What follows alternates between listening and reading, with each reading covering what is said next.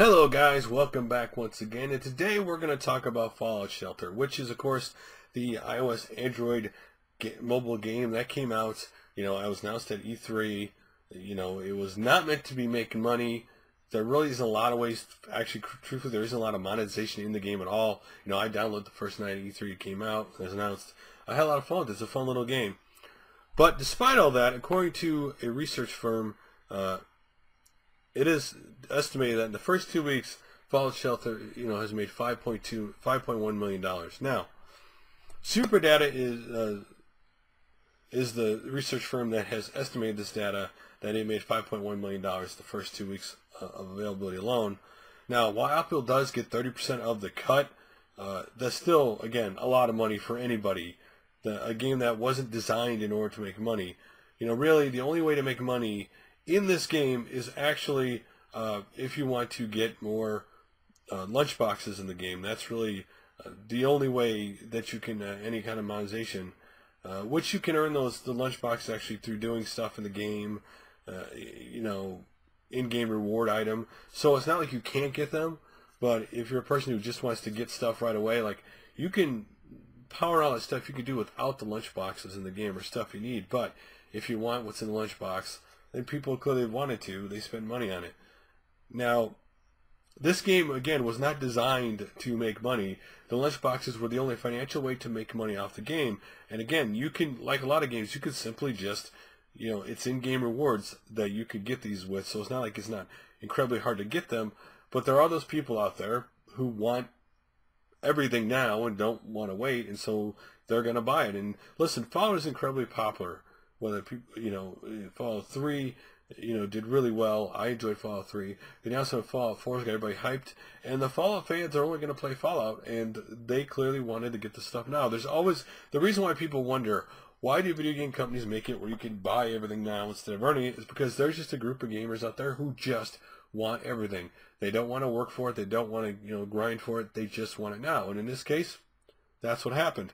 Now, they also did last month, by the way, they added in the first Fallout 4 character.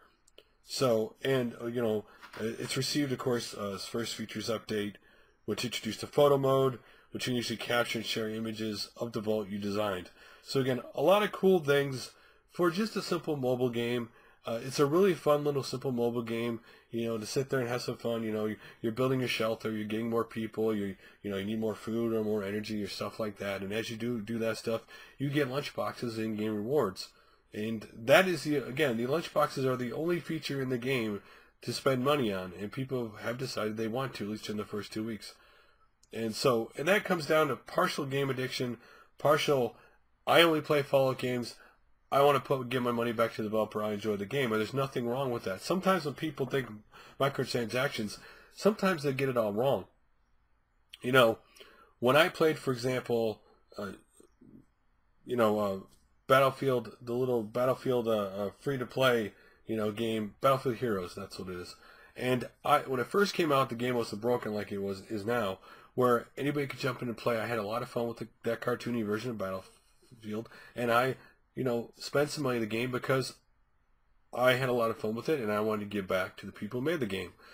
I think there's nothing wrong with giving back or really liking a game, and I think sometimes microtransactions are considered evil, as long as they're not always in your face, and you always have the choice to either do microtransactions or a way to get in the game. I don't think there's anything wrong with it. Again, companies need to make money to make more games, and if they give you the option of either grind for it or you can simply buy it, and you decide just to grind for it or buy it, there's nothing wrong.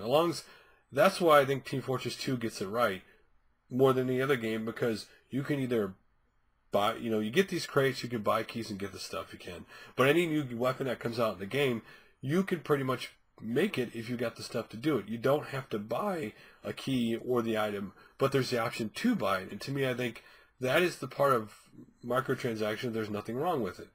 If it is, the game is built and just throws it in your face to completely, you have to buy something to do anything, you can't accomplish anything unless you spend money, then those games don't deserve your money, because they're just nothing more than you have to spend money to enjoy the game, and the game shouldn't be that way. Anyway, What do you guys think about Fallout Shelter if you played it? I've enjoyed it. It's a fun little game. It's actually a graphically well looking game, and not like iOS and Android games have graduated to the point where they graphically are impressive games now. This game looks really good, you know, for what it is. It's just simply you building your shelter, you sending guys out in the world, you know, to go explore and find things. You try to keep with your food and what your, you know, your shelter needs while building it out and designing it the way you want to. Anyway, guys, love to hear your guys' opinions like always, and I'll make another video soon. Thanks for watching. Later.